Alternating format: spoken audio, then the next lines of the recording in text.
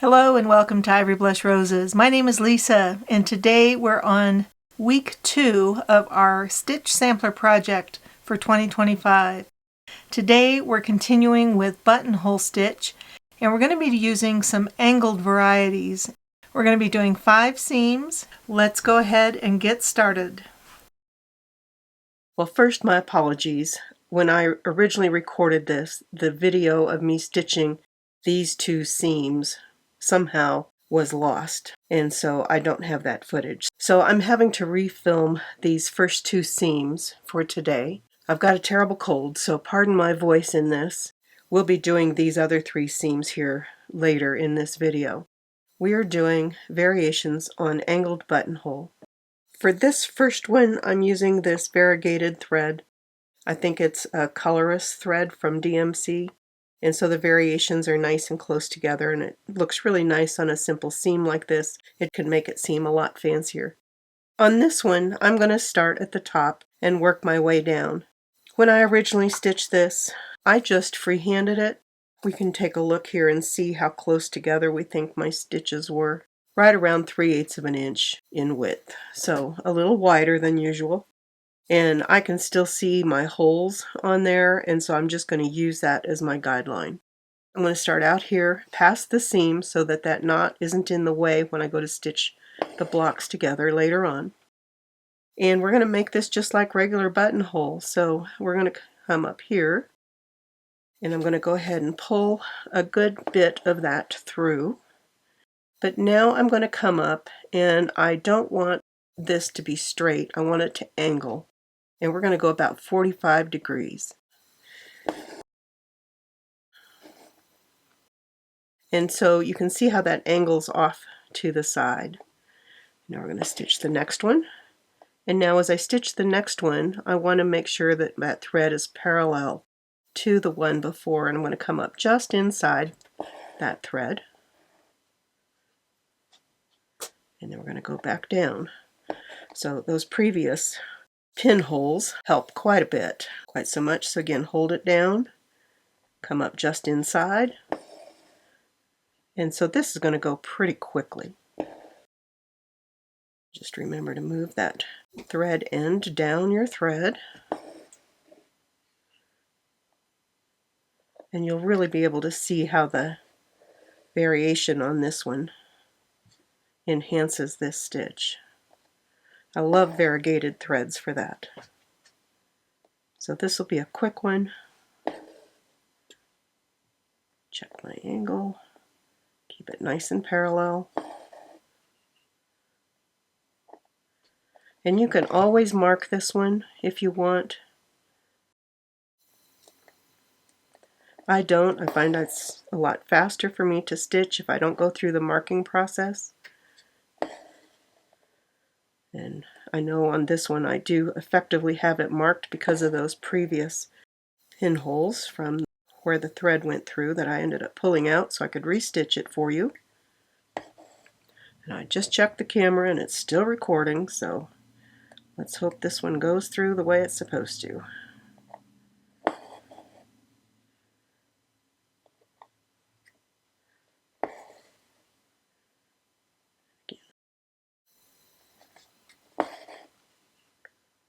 Now this one's going to stitch outside the seam because I need to still carry it through down here.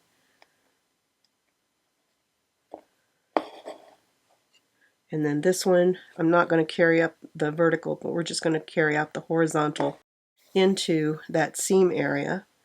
And that seam is done. So that is just a simple angled or slanted buttonhole stitch. And the variegated thread gives it a whole new dimension. So the next one, I'm using this variegated green. I believe this one is from Karen Wildflowers.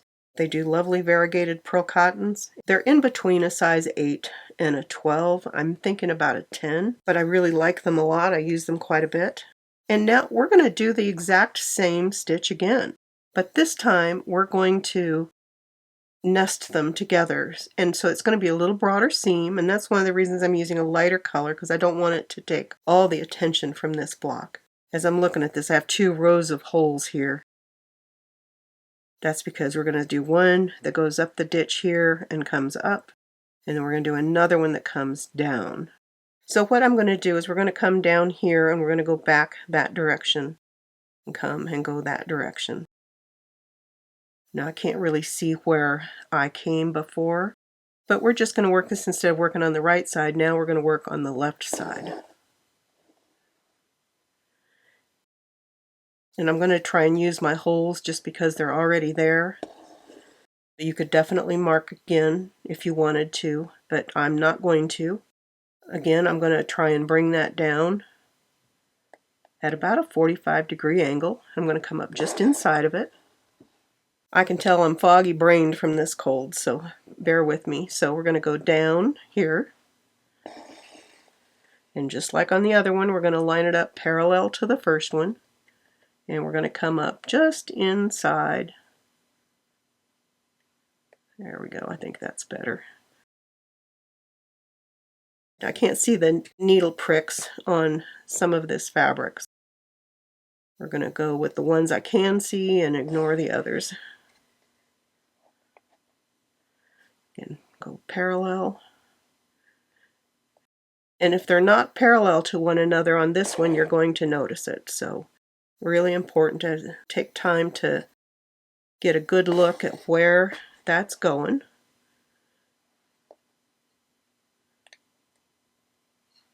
Because each of these rows depend on the other one.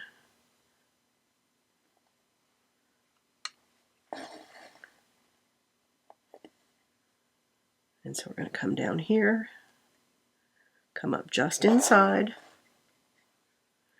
go down, run it parallel, and that one's probably a little bit closer. Let me actually redo that one, even though it's not going to be in the exact same hole. Now that I have the opportunity, I'd rather run that a little bit more evenly. So looking at my distance here, and I'm going to come out just a smidgen further. And I think that will be better spacing. So parallel, come up just inside. And now this one. I'm going to go ahead and run another one there, just because we're pretty close to that seam line, and I'd rather be. See, this corner is going to end right there. And so we're just going to come out a little bit into that seam and go down. Now on this other one, because I'm not working off of a seam, I am going to run just a really light line up so I can keep track. I can't really see the needle holes from before. I'm actually using the little mark here that you can see. That's what I'm using, and I'm just lining that up with the end of the other stitches, and we're just going to mark that right along there, and that will help keep it nice and straight. I'm not even knotting my thread off, and now we're going to go up. I'm going to start out here in my seam area, and we're going to come down here. I want to be about as far down here as we are from here. So I'm going to come up right in the center of that space. And now we're still running parallel with our other stitches. Now I'm going to go with this one because I know that one's more parallel than the other one. And I'm going to come up just inside of it. Now we're going to come down here, again go right smack in the middle in between them. And then run that out parallel. Come up on your line.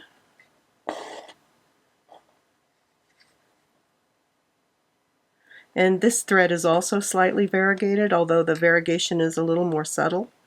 And so you can see that it adds to the seam as well.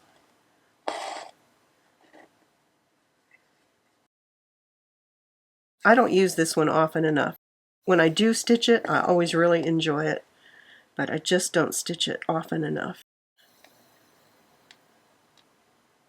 Sort of has that, almost, what is it, that pattern called? Is it a Greek key where it intersects like that?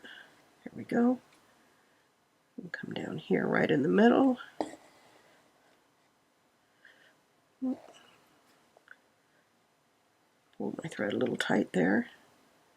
Get it nice and parallel. Come up just on the inside on the line. to do one more. Sorry for the shadows here.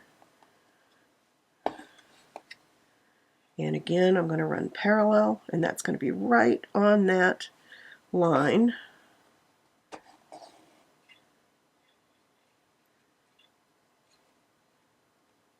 So I'm going to come up that line a little bit.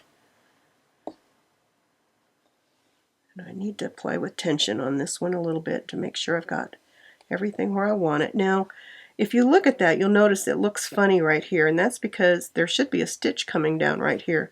So I'm going to come up as though I was doing the same thing, but I'm coming up from underneath, and I'm just going to run that thread parallel and go down. And there is that offset or nested or double, slanted or angled buttonhole that makes that sort of Greek key effect. And that's a real fun seam to do. Now let's get moving on, and in the rest of the video I'm moving back in time when I stitch these other 3 seams. The next stitch we're going to do is a closed buttonhole, and the closed buttonhole is still based off of an angled buttonhole, but it's going to close and make a triangle, and that's one of the things that makes this one pretty unique. Let's use this thread here. And I'm going to do it on this longer seam because I think it's important when you're doing this one to get a little practice with it, because the others that we're going to do are based on this particular one. I am going to mark this one, and the reason for that is that when I was practicing this stitch in preparation here, I found that if I didn't mark it, I was getting off. And we're going to make this one about 3/4 of an inch long. And we're going to make a shallow triangle. So I'm on my yellow line along the seam, which is a 3/16, and we're going to mark at, again, the 3/4 mark, but halfway in between. And if it helps you to adjust your ruler so you can see that more clearly, that's absolutely fine. And that way I've got marks top and bottom. I'm going to start over here outside of our seam, and we're going to go up to that upper point, go down, and we're going to come back right at that mark. So I'm stitching the bottom side of this one in the ditch. You could do it either way. Now you'll see how that pulls that over a little bit. That's an important thing to keep in mind. Now the gut reaction is to want to come right over here to this one, but we don't want to do that. We're actually going to go up to the top and go right down in the same hole, and then we're going to come back up, and I would come back just inside of that dot, trying again to make it symmetrical. And see, that's a pretty good triangle there. And now we're going to go back up to the top dot, and we're going to come back up, this time right on that dot. So we're outside of this first triangle and on top of our thread. So you'll see there's a little tiny gap between the thread. Now remember, don't go down here, go up to the top. And you can hold that thread out to see where you're going. Come up inside the dot, because we're looking for it to be symmetrical. There we go. And now we're going up to that top. We're going to come back just really on that dot.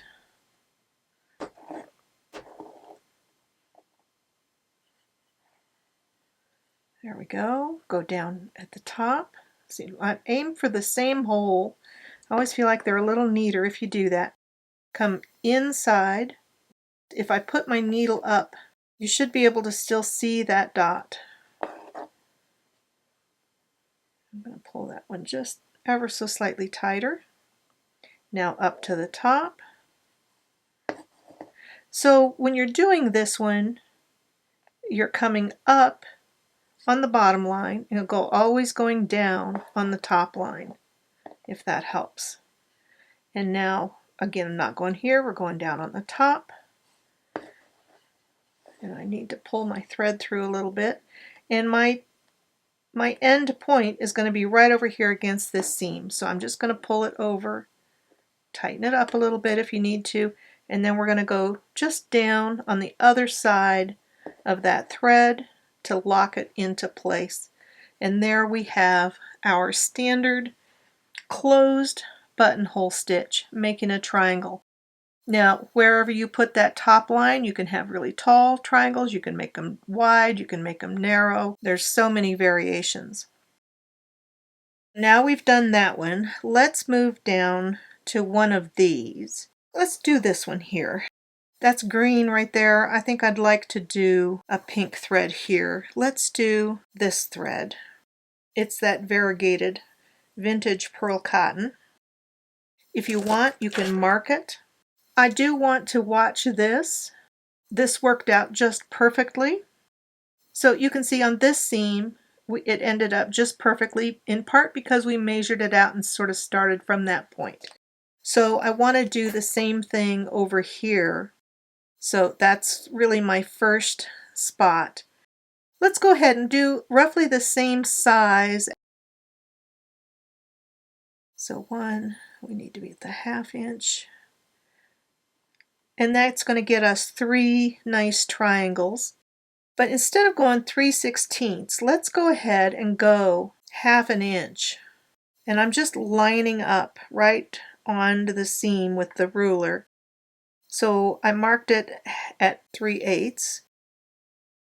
And now we're going to go 3/4 for the remaining ones. Is that centered? That doesn't look centered to me.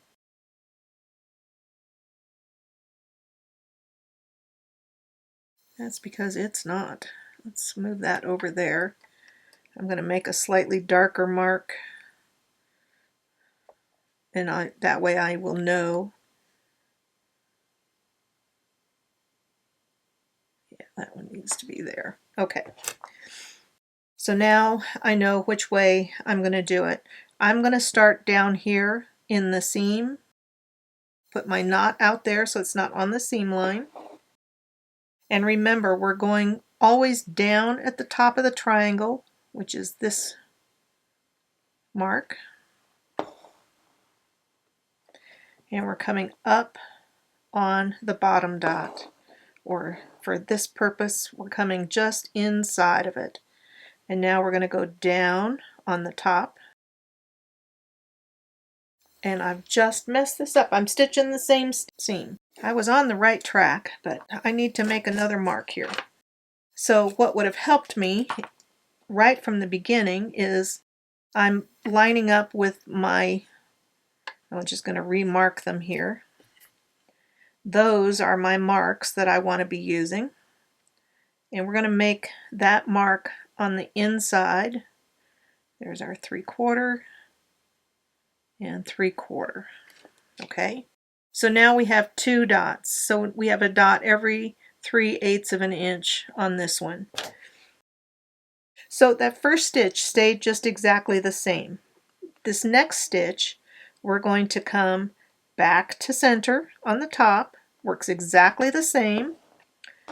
But now, instead of going up to this, coming up in that one, we're going to come up on this one. And so this one is a variation on closed buttonhole, but it's going to give a vertical in the middle of that triangle. Now we're back up to top and come up on the next bottom stitch, or just this side of it. And you can see you've got this vertical line. It just adds interest. Now we're going to go up to our upper dot. We're going to come back up just as close to that other triangle as we can go. It is still a buttonhole stitch. Now we're going to go down at the top of our triangle, but come back up in that halfway mark. Then we're going to go down at the top of our triangle once again, trying to stay in that same hole to get that nice peak at the top of the triangle, and now we're going to come up at this next lower hole, and really that should have been just on the inside of that one. So now we have 2 triangles. Now we're going to make the 3rd triangle. We're going to go to the top mark. We're going to come back just barely the other side of that triangle, over our thread, back to the top of that in the same hole if possible, back to this bottom mark, and now we're going to go back down the top hole, so always down in the top, always up, and we're all the way out here.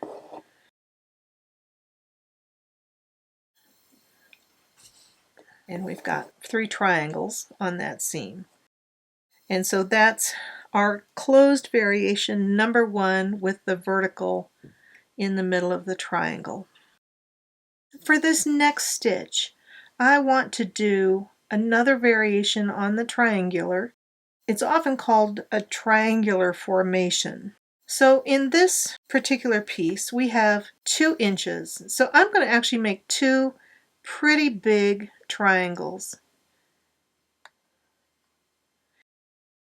I don't want to make them as tall as that, but I'm going to come up and mark halfway in between. This is about the 3/4 inch mark, and that's going to make almost a right-sided triangle here at the top. Now the other thing I need to do is I need to mark this into segments, and you could do however many you want. I'm going to go ahead, since we're doing an inch, and I'm going to do every 1/4 inch on the bottom. Now what I need to know is where that line is, because I'm going to be stitching to that line. So I'm just putting it in very faint, and then that will disappear here eventually. So let me show you what we're doing. We're going to start the same way we did on the others. I'm going to come up as close to that other seam as possible. We're going to go down at the top. The first one, we're going to come back up basically on our dot over here. All right. Now the next one, we're going to come and we're going to make a line parallel to that, but we're going to come out to that edge of the triangle, and we're going to come up at that bottom dot, just like we've been doing. So always down, so you can put your needle there, figure out where you're going, go down. We're not at the top though, we're on that side line. And then I'm going to just put my needle down at that, and I'm going to put my thread parallel to see where I'm going. And now I'm going to come up just inside that dot. Check your tension. And now this one, we're going to come all the way back out to the top.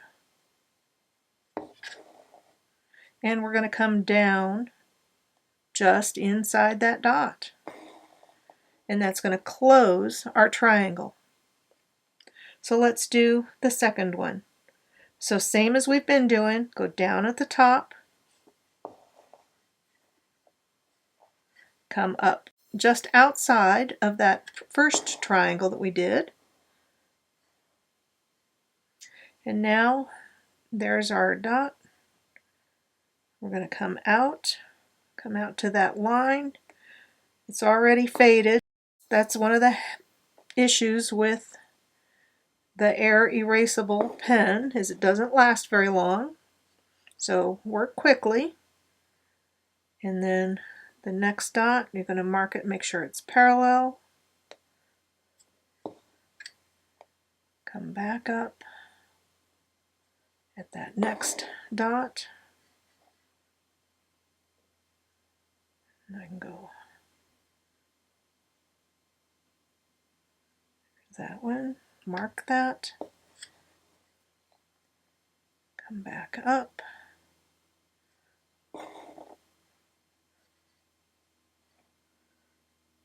And I'm off a little bit, but it's not going to make a big difference. So I've got 1, 2, 3 on the inside, 1, 2, 3. I'm going to come back up to the top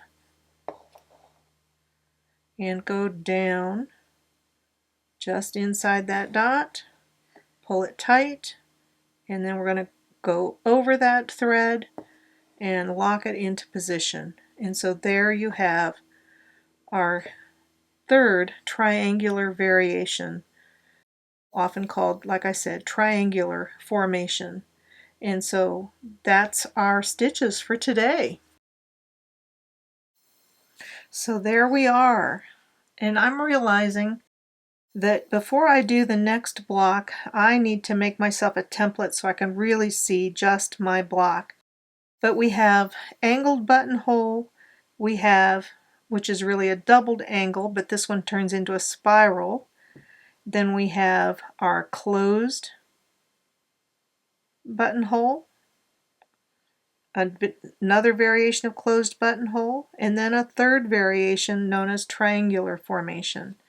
And I'm pretty pleased with how that goes. I thought I'd just bring in the previous block, and you can start to see how things might be looking as we put things together. So I'm pretty pleased with how this is looking. I think it's going to be a fun project. Thanks so much for being with me today as we did these angled buttonhole stitches and the triangular variations. I'm really pleased with how it turned out, and I hope you've had fun with it and learned something new. Thanks so much for watching. Have a beautiful day, happy stitching, and I will see you in the next video.